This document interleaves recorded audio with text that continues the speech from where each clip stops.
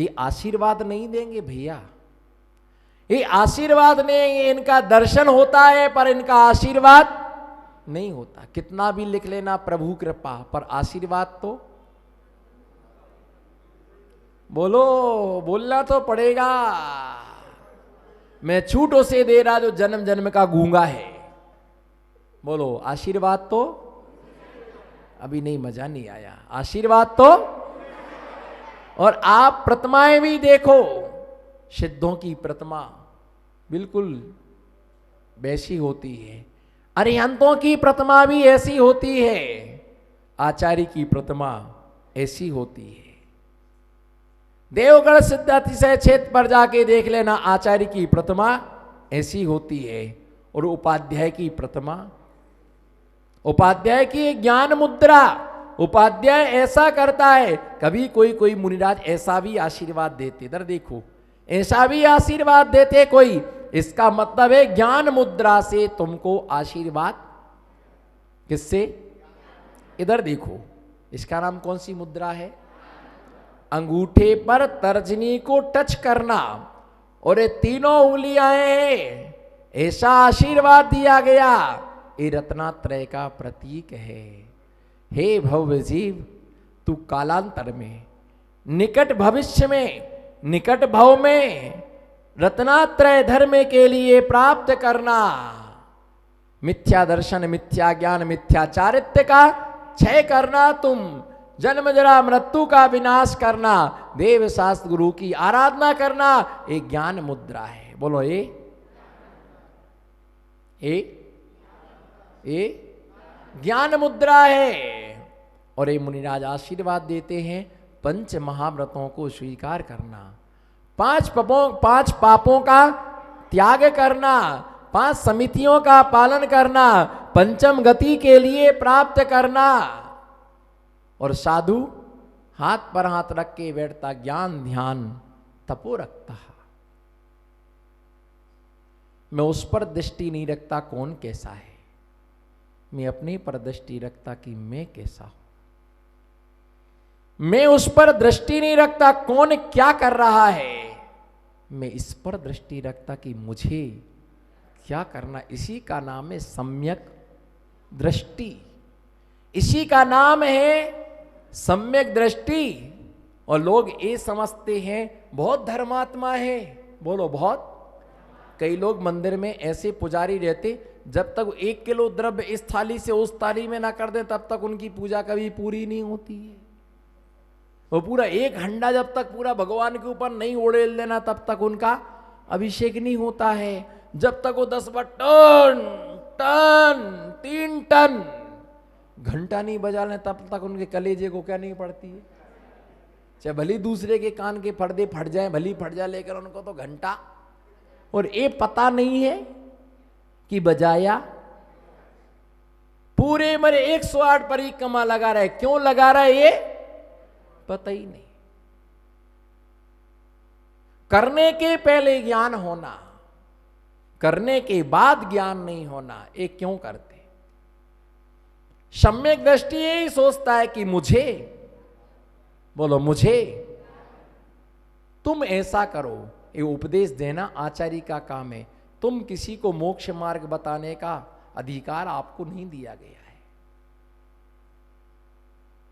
मोक्ष मार्ग पर, मोक्ष मार्ग का उपदेश देने का अधिकार आपको नहीं दिया गया है। जो मोक्ष मार्गी बना है उनकी चर्या का पालन करने का अधिकार आपको, फिर से बोलो सब, श्रावक के लिए, कोई श्रावक किसी के लिए मोक्ष मार्ग का उपदेश देने का अधिकारी नहीं है।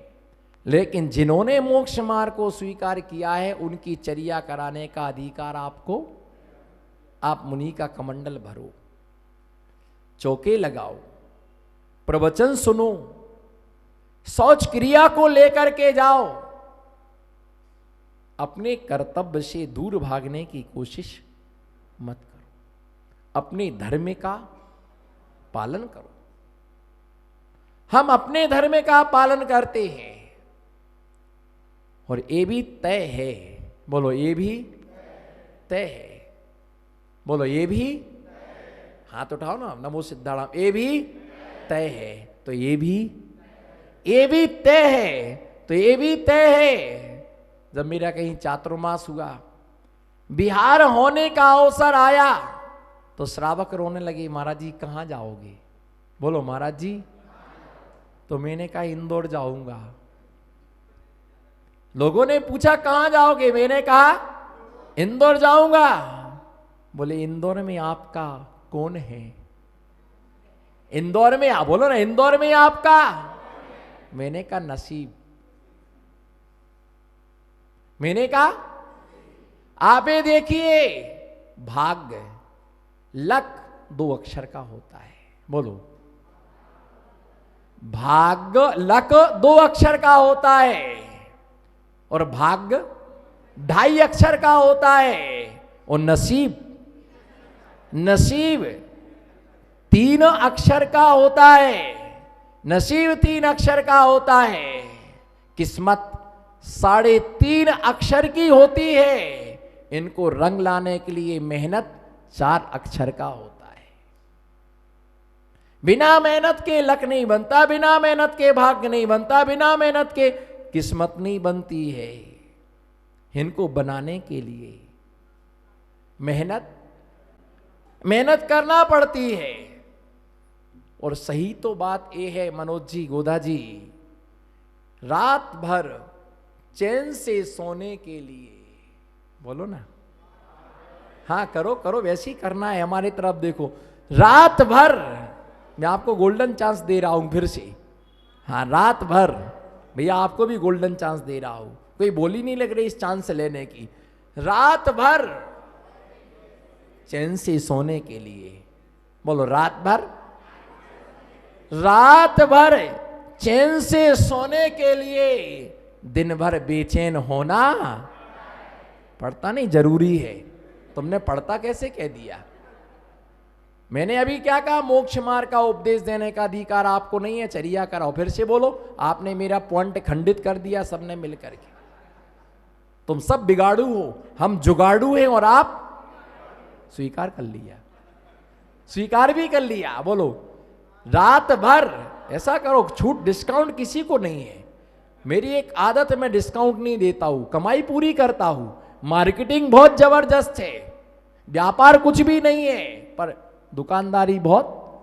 हाँ बोलो, रात भर चैन से सोने के लिए, रात भर चैन से सोने के लिए दिन भर, जो दिन भर बेचैन रहेगा उसको रात भर, और जो दिन भर जिसको चैन रहेगा वो रात भर बेचैन रहेगा। इस 100% खरा है।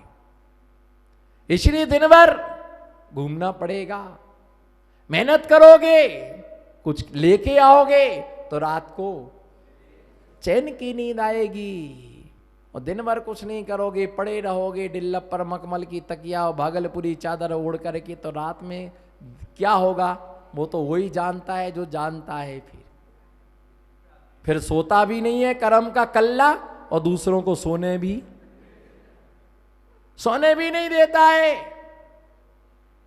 इसलिए ध्यान रख करके चलो, ध्यान रख करके चलो। पुण्य तो मेरे से ही मिलेगा। देर से आओ जल्दी आओ, आना तो, हाँ ऐसा करो, देर से आओ जल्दी आओ, आना तो। देर से आओगे तो फल भी देर से, और जल्दी आओगे तो फल भी जल्दी मिलेगा। जैसा करोगे वैसा ही, खाली हाथ हिलाओगे तो हाथ ही हिला दिया जाएगा, और कुछ चढ़ाओगे तो भर दिया जाएगा, और हाथ लगाओगे तो तुमको भी हाथ लगा दिया जाएगा। इसलिए ध्यान रख करके चलना जैन आगम है। सिद्ध बनने के पहले अच्छे श्रावक बनो, श्रावक अच्छे बन जाओ तो मुनि बनने की चेष्टा करो, अच्छे मुनि बन जाओ तो फिर भगवान बनने की तैयारी करो। सिद्ध परमात्मा निश्चित ही लोक के अग्रभाग पर रहते। हमारे प्रथम परमेष्टि हैं, हम द्वितीय नंबर पर उनको स्मरण करते हैं, क्योंकि उनसे हमें मोक्ष मार्ग का उपदेश नहीं मिलता है, उनसे हमें मोक्ष मार्ग का उपदेश नहीं मिलता है। इसलिए हम उनको पहले नमस्कार नहीं करते हैं। पहले नमस्कार हम किनको करते हैं? अरिहंतों के लिए पहले नमस्कार करते हैं। इसी मंगल भावना के साथ जय बोलो पंच परमेष्ठी भगवान की। धर्म स्नेही बंधुओं, आचार्य पूज्यपाद स्वामी ने पंचमा गुरु भक्ति के अंतर्गत सिद्ध परमात्मा के स्वरूप के विषय में बतलाया था कि प्रत्येक आत्मा के अंदर वह अनंत शक्ति विद्यमान है जो सिद्ध परमात्मा के अंदर शक्ति विद्यमान होती है, लेकिन मोह के कारण से, राग के कारण से, द्वेष के कारण से उस शक्ति के लिए जीव प्रकट नहीं कर पाता है। उस शक्ति प्रकट ना होने के कारण से संसार में अनेक अशुद्ध पर्यायों के लिए स्वीकार करता है। पर्याय दो प्रकार से शास्त्रों में कहीं, अर्थ पर्याय, व्यंजन पर्याय। क्या? अर्थ पर्याय, व्यंजन पर्याय। व्यंजन पर्याय का मतलब होता है कि जो पर्याय स्थूल होती है, सबकी दृष्टि गोचर होती है, उसका नाम है व्यंजन पर्याय। उसका नाम है व्यंजन पर्याय। अर्थ पर्याय जो क्षणिक होती है, वो क्षण क्षण में नाश होने वाली होती है, उसका नाम है अर्थ पर्याय। अर्थ पर्याय की दो वेद, एक स्वभाव अर्थ पर्याय और एक विभाव अर्थ पर्याय। स्वभाव अर्थ पर्याय, विभाव अर्थ पर्याय। मिथ्यात राग देश पुण्य पाप रूप अध्यवसाया। विभाव अर्थ पर्याय जो मिथ्यात रूप है, मिथ्यात राग देश पुण्य पाप रूप जीव की जो परिणति होती है, परिणाम होता है, भाव होता है, उसका नाम है विभाव पर्याय। और अनादि काल से अनंत काल हमारा सिर्फ विभाव में निकला। किस में निकला? विभाव में हमारी अवस्थाएं निकल गई और हम स्वभाव के लिए प्राप्त नहीं कर पाए। जबकि आनंद किस में है? जबकि आनंद किस में है? आनंद जो है भाई, आनंद विभाव में नहीं, आनंद किस में है? स्वभाव में है। क्रोध करना हमारी आत्मा का स्वभाव नहीं है, राग करना हमारी आत्मा का स्वभाव नहीं है, द्वेष करना हमारी आत्मा का स्वभाव नहीं है, लड़ना झगड़ना, जोर से बोलना, चिल्लाना, अपशब्द बोलना, ये हमारी आत्मा की स्वभाव नहीं है। जब जब आप किसी से बोल रहे होते हैं तभी समझो कि हम विभाव में जी रहे हैं। जब झगड़ा होता है तो विभाव की ओर गिरी हुई अवस्था होती है। इसलिए विभाव में सबसे ज़्यादा कर्म का आश्रव, बोलो सबसे ज़्यादा कर्म का आश्रव, वो कर्म का बंध विभाव में होता है। वो सबसे ज़्यादा कर्म की निर्जरा, बोलो ना, सबसे ज़्यादा कर्म की निर्जरा स्वभाव से होती है। और आनंद किस में है? आनंद किस में है? आनंद स्वभाव में है। दूध स्वभाव से कैसा है? बोलो, दूध स्वभाव से, दूध का जो स्वभाव है वो मधुर है। दूध का जो स्वभाव है उसके लिए दूध का स्वभाव मधुर कहा गया है। लेकिन उसके अंदर शक्कर मिलाने की नौबत क्यों आई? कभी आपने इस चीज पर रिसर्च नहीं किया? कभी आपने इस विषय में विचार और चिंतन नहीं किया कि दूध में शक्कर मिलाने की आवश्यकता? बोलो जी, क्यों पड़ी शक्कर मिलाने की?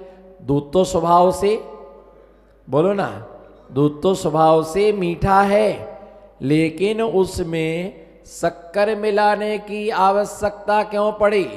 उसमें बादाम का पेस्ट मिलाने की आवश्यकता क्यों पड़ी? उसमें पिस्ता का पेस्ट मिलाने की आवश्यकता क्यों पड़ी?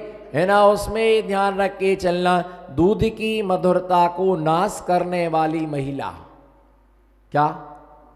दूध की मधुरता को नाश करने वाली महिला। बोलो ना, डर क्यों रहे हो? दूध की मधुरता को नाश करने वाली महिला। कारण क्या है कि उसमें दूध में एक बार पानी नहीं मिलता है, जिसने निकाला उसने उसमें, उसका बाप भी होगा तो तुम्हें प्योर दूध कभी नहीं देगा, वो मिला ही देगा कुछ ना कुछ, एक लोटा पानी। उसने पानी दूध में क्या मिलाया? उसने दूध में पानी मिलाया। उसके बाद में घर में जब आया और उसके लिए एक डिब्बे से दूसरे डिब्बे में डाला, तो पहले वाले डिब्बे में पानी डाल करके थोड़ा सा क्या किया?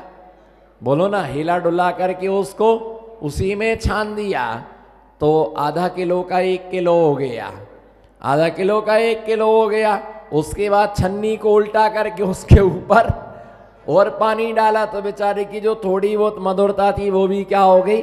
समाप्त हो गई, है ना। वो पतले में पतला, पतले में पतला इतना, इसलिए उसमें शक्कर डालने की क्या पड़ी? उसका जो स्वभाव था, मधुरपना था, वो मधुरपना समाप्त हो गया, इसलिए उसमें शक्कर डालने की आवश्यकता पड़ी। अगर दूध प्योर होता और थोड़ा सा पानी डाला होता तो दूध में शक्कर डालने की आवश्यकता नहीं पड़ती। रबड़ी स्वभाव से मीठी होती है, कारण उसके अंदर का पानी सूख गया है, उसने खींच लिया है, उसमें गाढ़ापन आ गया, मधुरता आ गई। मावा हमेशा मीठा होता है, उसमें मधुरता आ जाती है। इसी प्रकार से हमारा जो स्वभाव है वो क्षमा हमारा क्या है? स्वभाव है। ज्ञान दर्शन हमारी आत्मा का, बोलो, ज्ञान दर्शन हमारी आत्मा का स्वभाव है। लेकिन जब उसमें क्रोध मिल जाता है, जब उसमें मान मिल जाता है, जब उसमें मायाचारी आ जाती है, जब उसमें छल कपट आ जाता है,